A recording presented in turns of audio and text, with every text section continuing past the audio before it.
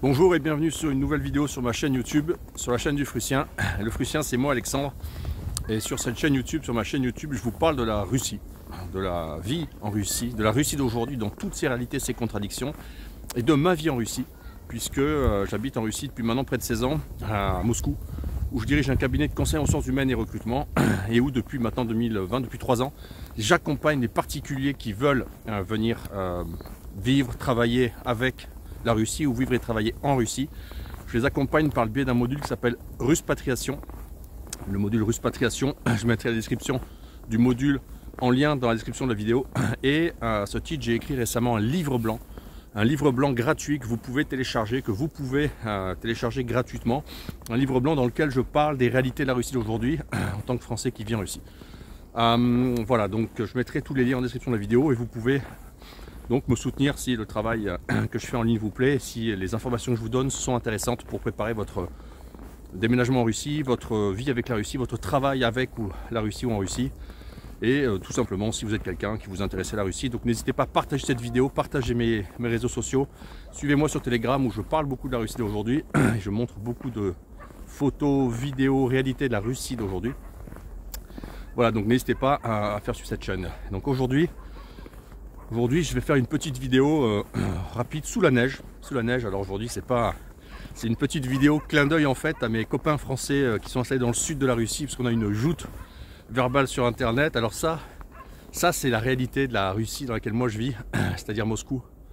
Voilà, de la neige, du blanc, du froid. Et après on va au Bania. Alors les gens qui vous disent que la Russie c'est pas comme ça, c'est pas vrai, regardez. La Russie, c'est un pays où les femmes sont blondes, où il y a de la neige, et pour se réchauffer, on va au Bania. Avec les femmes blondes ou pas, ça c'est le choix de chacun. Bref, donc petit clin d'œil. Fabrice, Johan, Daniel et les autres. Donc aujourd'hui justement je vais vous parler, on m'a posé la question en fait plusieurs fois sur internet, de savoir un petit peu qui sont les Français de Russie, comment est-ce qu'on vit quand on est Français en Russie, c'est quoi la France en Russie, etc. Donc je vais faire voilà, je vais expliquer un petit peu ce qu'il en a été historiquement, ce qu'il en était avant le début des événements en Ukraine et ce qu'il en est aujourd'hui. Et d'ailleurs j'enchaînerai sur une autre vidéo pour parler justement du profil de mes Ruspatriés, puisque ils sont justement un nouveau segment sociologique qui arrive en Russie. Alors déjà la France et la Russie, c'est une longue histoire d'amour-haine, puisque finalement bon, c'est les deux pays les plus éloignés du continent asiatique. Et que globalement, contrairement à ce qu'on dit, la France a toujours été absente de Russie. La France s'est jamais intéressée à la Russie, la présence française en Russie a toujours été extrêmement faible. Et donc, voilà, la première trace, on va dire, de collaboration, on va dire, politique entre l'État français et l'État russe, c'est 1717. Je crois que c'est un traité qui a été signé entre Louis XV et Pierre le Grand. Donc, Pierre le Grand, c'est ce tsar qui a créé les villes de la façade nord-ouest de Russie, notamment Petrozavodsk, la ville d'origine de mon épouse. Donc c'est la façade maritime ouest vers l'Occident. C'est un tsar qui était tourné vers l'Europe, la fenêtre vers l'Europe. C'est un tsar tourné vers le progrès, vers la modernité, vers une appartenance, on va dire, forte européenne, une appartenance forte, pardon, de la Russie à l'Europe. Voilà, donc il y a eu un premier traité de signé, ça c'était donc en 1717. Après il y a eu une accélération de la présence, des échanges, on va dire, des mouvements de Français vers la Russie, puisqu'il y a eu la révolution en France, et que donc une partie de la noblesse française s'est enfuite en Russie, mais pas seulement. Il y a des Français qui ont décidé de quitter la Russie, mais c'est resté très faible. En 1793, on a des recensements qui expliquent qu'il y a à peu près 2400 Français en Russie.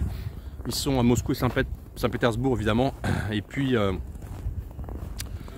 c'est des commerçants, c'est des aventuriers, c'est des ingénieurs qui travaillent pour la couronne russe, c'est des officiers, vous entendez les cloches, le monastère, c'est ça la Russie aussi, un pays de cloches, et le monastère.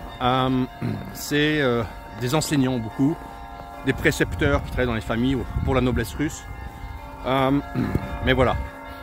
Au cours du 19e siècle, donc à partir de 1803, 1806, etc., il y a eu une très très faible hausse de la présence française en Russie en fait.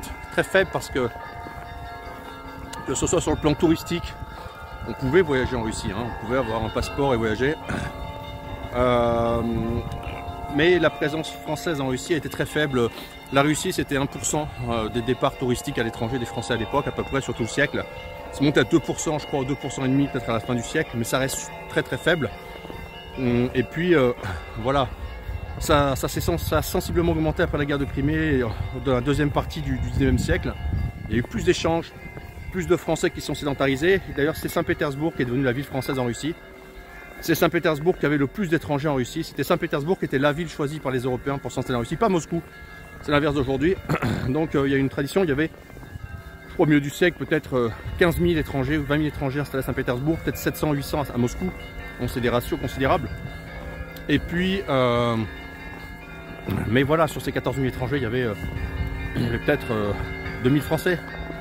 Ouais, 2500 Français. Donc 2000 Français, donc c'était assez négligeable. Et puis, si on fait une espèce de comparaison sur la durée, c'est-à-dire on prend 1850, 1875, donc 25 ans, ben voilà, on s'aperçoit qu'il y a 40 000 Français ou 45 000 Français qui sont venus voyager en Russie, dans à peu près 2000 par an. Mais dans la même période, vous avez 100 000 Turcs, vous avez, je crois, 4 millions d'Allemands, 2 millions d'Autrichiens. Donc, en fait, la France n'a jamais été, paradoxalement, n'a jamais été attirée par la Russie. C'est ça qui est terrible. Et les Français ont toujours été assez craintifs de la Russie. Ça n'a jamais été un pays de tourisme, ni un pays d'immigration. Donc c'est assez étonnant. Et puis évidemment, au cours de ce siècle, qu'ont été pris, je ne sais pas quel tsar, mais je crois que c'est peut-être Nicolas Ier, je ne sais plus. Mais qui ont été pris les premières dispositions, c'est-à-dire qu'en fait il y a eu un cadre légal pour les Français qui s'est installé, alors pas que pour les Français, pour les autres communautés bien sûr, mais un cadre légal qui était que voilà, il y avait une espèce de règlement pour légaliser l'entrée et la sortie des Français du territoire de la Fédération de Russie. Il y a des Français qui ont immigré en Russie, qui ont prêté allégeance à la couronne russe, donc qui sont devenus des citoyens russes. En tout cas, ils sont sortis du champ de la protection diplomatique de leur État, la France. Voilà. Il y a eu des Français d'ailleurs qui ont été jugés dangereux, qui ont été expulsés de Russie. Donc voilà, il y a eu vraiment les premiers, on va dire le premier cadre légal réglementaire concernant les Français en Russie. Il y a des Français qui étaient jugés des profils intéressants économiquement, c'était les ancêtres des VKS, pour ceux qui connaissent. Donc voilà, donc c'était, ça a pris cette forme-là. Et puis après, ben évidemment, au niveau de la fin du 19e et début du 20e siècle, ben on sait ce qui s'est passé. Il y a eu la révolution bolchevique, après il y a eu 30 ans de guerre mondiale, et de guerre européenne et de guerre eurasiatique, et la Russie était concernée. Et à la sortie de tout ça, il y avait le communisme.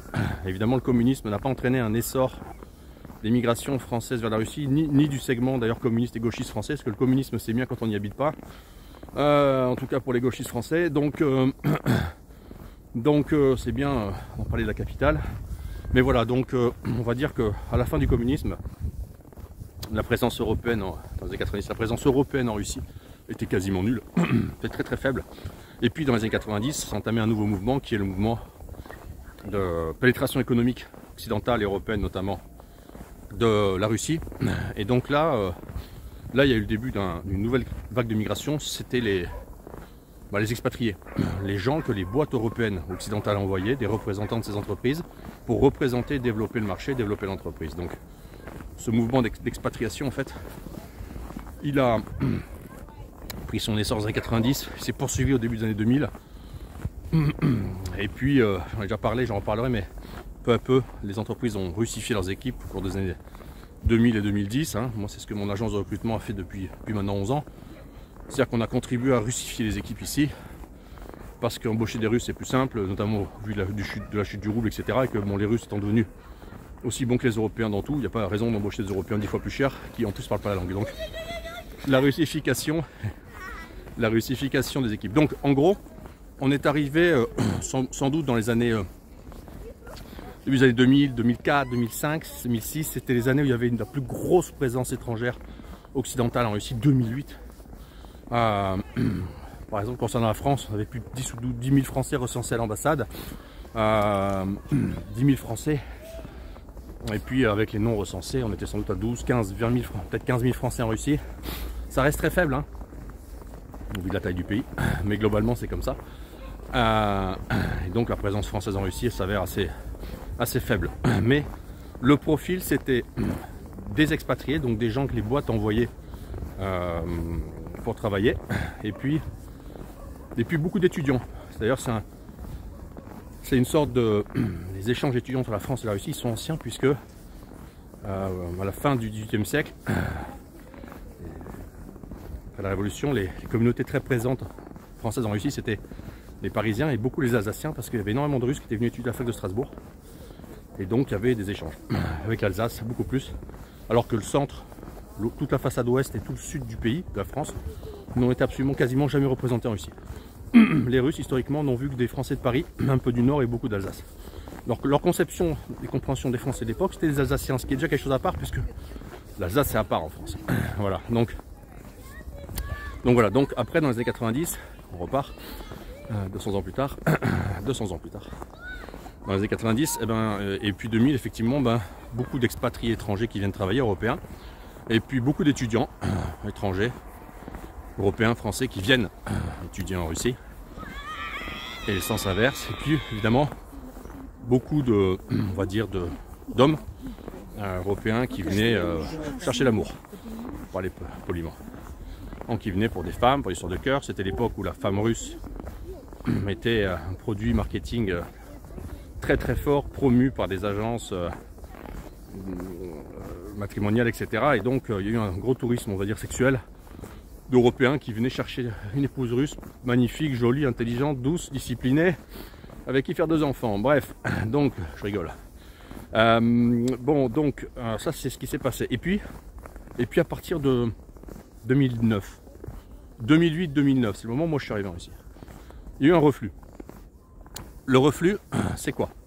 Le reflux, c'est que les entreprises, avec la crise économique des subprimes, puis celle qui a suivi en 2014 avec les sanctions, les guerres de Crimée, puis le Covid, en gros il y a eu 3 étapes durant lesquelles on a vu l'affaiblissement du rouble, transformation de l'économie russe qui s'est mise à plus localiser, une protection du marché de l'emploi, et la chute du rouble a fait en sorte que les expatriés qui avaient une vie en euros, qui donc encaissaient des roubles pour pouvoir vivre en euros, payer des crédits, avoir des dépenses dans la zone euro, etc., c'était impossible, ils auraient coûté beaucoup trop cher en roubles. Donc de facto, les entreprises sont séparées, on va dire, de ce contingent, les ont remplacés par des Russes. C'est la grande russification qui a commencé en 2009, 2010 et qui s'est accélérée, continue, et qui là, grâce aux sanctions et grâce à la brillante politique économique de nos élites françaises, enfin des élites françaises, qui ne sont pas les miennes en tout cas, c'est terminé. C'est bien, beau travail, on va en parler tout à l'heure. Donc la grande russification, et donc de facto, la présence française, elle a changé sociologiquement. On est passé de l'homme français, on va dire, l'homme étranger, l'homme européen, riche, expat, avec une secrétaire, un chauffeur, sa femme, ses 3 enfants à l'école française, etc., tout payé par la boîte. On est passé à des managers locaux, payés en contrat local, bien payés, mais payés en contrat local, plus de statut d'expat, des gens qui ont dû apprendre à parler russe. Et donc de facto, leur nombre s'est déjà beaucoup réduit, parce qu'il y a beaucoup d'étrangers qui ont été remplacés par des Russes tout simplement. Et les étrangers qui ont été gardés, c'est des étrangers qui se sont russifiés. C'est des étrangers qui sont devenus opérationnels en Russie, qui sont devenus opérationnels en langue russe, qui sont devenus des opérationnels pour manager des équipes russes, etc. Donc des gens un peu plus de terrain, qui n'étaient plus dans le statut doré d'expat. Voilà. Mais de facto, leur nombre a baissé. Alors avec le Covid, ça a un petit peu bousculé la donne puisque les frontières ont été fermées. Mais c'est surtout évidemment la guerre en Ukraine qui a bousculé la donne, puisque les Français ont encore une fois fait preuve d'un peu moins de courage que les autres, et que donc les entreprises françaises, qui étaient pourtant premier employeur étranger en Russie, qui étaient pourtant très implantées dans des secteurs clés, l'aéronautique, l'industrie lourde, l'énergie, le luxe, donc des secteurs clés, des secteurs niches, tout a été bradé, cassé, vendu, cédé,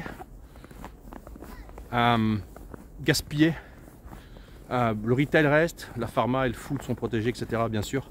Mais globalement c'est une catastrophe. Et donc de facto, évidemment, les entreprises, elles ont rapatrié, dès le début du conflit, elles ont rapatrié leurs expats. Les raisons internal policy, bon, comme on dit. Mais elles ont laissé le staff russe. Du coup, quand il a fallu vendre la filiale au staff russe, de facto, pas changé grand chose quoi. Donc voilà, donc c'est du gaspillage, c'est dommage et c'est vraiment un échec stratégique profond qu'on va payer cher. Nous allons le payer cher. Vous rappellerez ce que le Prussien a dit, on va le payer très cher. Et le droit de retour, si tant soit peu qu'il y ait un droit de retour, va coûter encore plus cher. Bref, mais moi je crois qu'il n'y aura pas de droit de retour parce que la nature a horreur du vide. Et donc c'est une tragédie pour la France en Russie, une de plus. Voilà, on a eu Napoléon et là on a Bruno Le Maire. Donc charge de comparaison, mais dans le désastre, on a eu le désastre humain et militaire et maintenant on va avoir le désastre économique. Bref, donc mais les Chinois sont là. Voilà, donc la présence française en Russie de facto elle s'est hyper réduite et à partir de 2014-15, au vu des grandes transitions géopolitiques qui se sont accélérées d'abord depuis 2022, j'appelle moi la grande bifurcation, hein, on a parlé sur cette chaîne, et ben le contingent de Français qui arrive il a changé. Le contingent de Français qui arrive il a changé. On est revenu sur des Français qui, comme en 1793, sont des gens qui partent pour des raisons idéologiques, de la même façon que la noblesse française est venue ici et accueillie par la noblesse russe, avant qu'un siècle et demi plus tard ce soit la noblesse russe qui soit accueillie par la France, hein, puisqu'il y a eu la révolution bolchevique. Et donc là on était un partout et maintenant c'est 2 à 1, c'est-à-dire qu'en gros le contingent qui arrive, je referai une vidéo sur les Russes patriés, qui êtes-vous?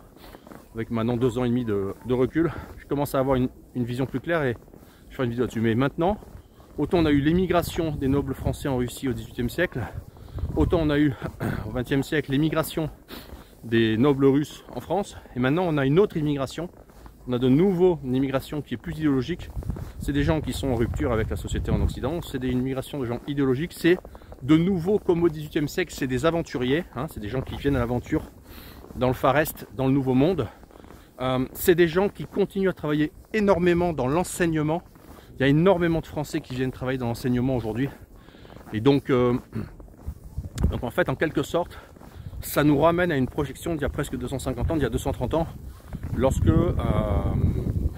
les Français sont venus s'enfuir après la Révolution en France. Ils ont fui la terreur bolchevique et ils sont venus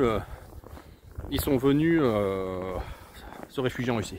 Et la Russie, de nouveau aujourd'hui, est un refuge pour beaucoup de Français. C'est un refuge conservateur, traditionnel, un refuge dans le sens où on est un pays dans lequel on est en toute sécurité. Et par conséquent, voilà, cette immigration reprend. Donc voilà. Et aujourd'hui, on m'a demandé comment on vit quand on est Français en Russie. On vit bien. Quand on est Français en Russie, on vit très très bien. On a la neige sur l'écran, désolé, hein, faut pas l'enlever. On vit bien. Les Français en Russie vivent bien. Il n'y a pas d'insécurité, il n'y a pas d'agression, il n'y a pas de haine anti-français. On a un cadre de vie, ville propre, ville sécurisée, ville développée. Si on parle des gens qui habitent dans les villes, évidemment. Tout le pays est en transformation. Les Français qui vivent en Russie, généralement, ils sont mariés avec des Russes. Donc maintenant, on a de plus en plus de couples français, canadiens, dont les deux conjoints sont pas russes en fait, mais qui viennent s'installer. Des couples mixtes qui viennent de France qui s'installent maintenant. Mais voilà, les gens vivent bien. On vit bien en Russie. On bénéficie d'infrastructures dans les grandes villes, dans les villes en amélioration constante. On bénéficie d'un service public qui est en amélioration, qui fonctionne relativement bien. On bénéficie de la vie dans un pays exaltant et pour le coup géopolitique. Je renvoie à ma précédente newsletter. Donc oui, il y a une espèce de cadre de vie développé, fort, exaltant parce qu'on change, l'écosystème se transforme, ça reste jamais fixe. Donc on est toujours face à des changements incroyables. Mais globalement, oui, on vit bien. Et les Français qui sont installés là ne veulent pas partir de Russie. Les Français qui vivent en Russie sont bien en Russie. Ils ont trouvé beaucoup de choses positives, malgré toutes les difficultés, malgré tous les défauts, on vit bien en Russie. Et les Français qui étaient dans les entreprises, qui ont dû être rapatriés de force par leurs employeurs, ne voulaient pas partir. Je veux dire, ils sont partis contre leur gré. Je vous filme un peu la neige. Voilà, et derrière moi, vous avez vu donc tente de Vospassky. Voilà. Donc, on va commencer sous la neige, magnifique, non? Donc, je vous filme un peu le. Voilà. Bon, c'est sûr que c'est pas un temps pour les sudistes. Hein. C'est un temps normal pour les mecs de Moscou. Donc, voilà. Donc, l'objectif de cette vidéo, c'était aussi de démystifier un petit peu le mythe sur la présence française en Russie. C'est fake. C'est fake news, comme dirait Trump. It's a fake news. Ça n'existe pas. La présence française en Russie a été faible numériquement, faible numériquement, alors que le français était la langue de la noblesse en Russie, alors que la culture française a toujours eu la côte en Russie, alors que la France c'était a peu eu le premier employeur étranger en Russie. C'est incompréhensible à quel point les Français ont bâclé le dossier Russie. C'est catastrophique. Et puis voilà. Et puis sur les Français de Russie aussi, je pense que faut bien comprendre quelque chose, c'est que la Russie, j'en parlais tout à l'heure, elle a tellement changé, elle change tellement vite que évidemment vous avez des en quelque sorte des Français qui sont arrivés en Russie dans les années 90. Ils se sont adaptés à un environnement X avec son système d'exploitation propre et il fallait survivre et se débrouiller, faire des affaires, et ils sont adaptés à ça. Les Français dans les années 2000, ils sont arrivés dans un nouvel environnement. Et Napoléon nous jette sûr. Donc voilà, je viens de creuser un machin qui dit Napoléon j'ai bu le 10. En fait c'est vrai ce qu'il dit. C'est qu'en fait, il y a un des bras droits, un des neveux de Napoléon, un des bras droits de Napoléon, qui est venu ici sur cet étang, je retrouverai son nom, et il a voulu créer ici les écuries des chevaux de Napoléon parce qu'il y avait de l'eau. Et que donc sous le monastère de l'Ospassky. Mais on sait comment ça s'est terminé. Bref, donc je vous filme juste derrière. Voilà, le monsieur qui vient de descendre, là c'est sur la. Voilà, en glissant sur les marges d'escalier. Ça glisse? Se casser la gueule. Donc, mais voilà. Donc les Français des années 2000, pardon, ils se sont adaptés à un environnement changeant, différent des années 90. Les Français des années 2014, 2018, les Français de la période de Russie post-sanction et post, on va dire, protection du marché intérieur russe, ils sont adaptés à un nouvel environnement. Et la Russie d'aujourd'hui, c'est un quatrième environnement. C'est-à-dire que la Russie post-guerre, la Russie post-2022, la Russie de l'après 24 février 2022, c'est une Russie encore nouvelle. Et l'environnement, l'écosystème économique, il a encore changé. C'est plus le même. Tout a changé, tout est différent. Et donc, il n'y a pas matière à ce que des gens qui ont vécu dans les années 90 vous disent oui mais on fait comme ça en Russie. Ils savent plus. Eux-mêmes ne savent plus. Et leur Russie n'existe plus. Et les gens qui n'ont pas su s'adapter à cette transition, moi j'en connais beaucoup, plus âgés que moi, ils sont morts économiquement, ils sont repartis. Ils sont fâchés avec la Russie. Parce qu'ils n'ont pas accepté la grande normalisation, parce qu'ils n'ont pas accepté les changements, parce qu'ils n'ont pas accepté le fait que ce soit plus comme ils avaient l'habitude que ce soit. Et vous devez vous adapter aux changements, à la réalité russe, les changements profonds de la Russie. On doit s'y adapter. Donc aujourd'hui, la grande difficulté, c'est de comprendre à quel point l'environnement est changeant, de se rendre compte à quel point l'environnement est changeant et d'accepter ces changements, et d'accepter de vivre dans la Russie d'aujourd'hui. Et c'est compliqué, parce qu'en Europe, on n'a pas ces changements-là. Ils ne sont pas aussi violents, ils ne sont pas aussi rapides, ils ne sont pas aussi forts, ils ne sont pas aussi... Ils sont pas aussi brutaux. La Russie, c'est un pays où il faut toujours être en observation, compréhension, anticipation. C'est un pays pour les aventuriers, c'est un pays pour les gens solides. Et c'est pas un pays facile. Et c'est un pays changeant. Et ça, c'est une grande différence, c'est comprendre les rythmes russes. Je vais en parler bientôt. Les rythmes russes, la Russie est un pays de rythme différent de l'Europe. Le rythme russe, les rythmes russes, et surtout comprendre le pouls de l'économie et du système politique et comprendre que malgré la stabilité politique forte, même élite politique depuis 23 ans, et puis ça va durer l'année prochaine, on a dit, j'ai un pronostic que Poutine va gagner de justesse. Donc malgré tout ça, on est dans un pays où tout change vite. Et il faut savoir s'adapter. Voilà. Mais globalement, les Français de Russie qui deviennent des Prussiens, qui deviennent russes, comme certains aventuriers, certains savants, certains ingénieurs, certains officiers, certains nobles devenaient russes à la fin du XVIIIe siècle. Aujourd'hui, il y a des Français qui deviennent russes, moi j'en fais partie, des Français qui deviennent russes, qui habitent en Russie. Et donc, bon, ouais, à Moscou, il faut aimer la neige. Sinon, il y avait toujours le sud, mais dans le sud, maintenant, il y a des bouchons, donc c'est comme à Moscou. Donc, bientôt, ils auront la neige aussi, à force de copier Moscou. Voilà, donc, petite vidéo fun aujourd'hui, mais sur la présence française en Russie. Je vais faire ma newsletter sur la France en Russie mardi. Je poste cette vidéo aujourd'hui. Je ferai ma newsletter sur la France en Russie mardi. Abonnez-vous à Rêve Russe. Ma newsletter, je la fais tous les mardis, j'écris sur la Russie. Et là, je vais faire une newsletter sur la présence française en Russie. Voilà. Je vous abandonne, je vais rentrer chez moi. On est dimanche aujourd'hui. Derrière moi, vous allez voir, la tâche difficile des moscovites, c'est de déneiger les voitures. Et oui, la neige, il neige beaucoup en ce mois de décembre. Il neige beaucoup et il va faire très froid sur la fin décembre. C'est historique, il va faire jusqu'à moins 50. On attend moins 20 ici. D'habitude, il fait plutôt moins 10. Et il fera plutôt moins 20 en fin janvier. Mais là, le froid fort arrive tôt. Bref, je vous dis à très bientôt. Je vous fais une nouvelle vidéo sur ma chaîne YouTube. Abonnez-vous, likez cette vidéo, faites-la circuler. Montrez aux Français le témoignage d'un Français qui habite en Russie. Et abonnez-vous, suivez-moi sur Telegram, sur YouTube, sur Twitter. Je vous dis à très bientôt pour une nouvelle vidéo sur ma chaîne YouTube.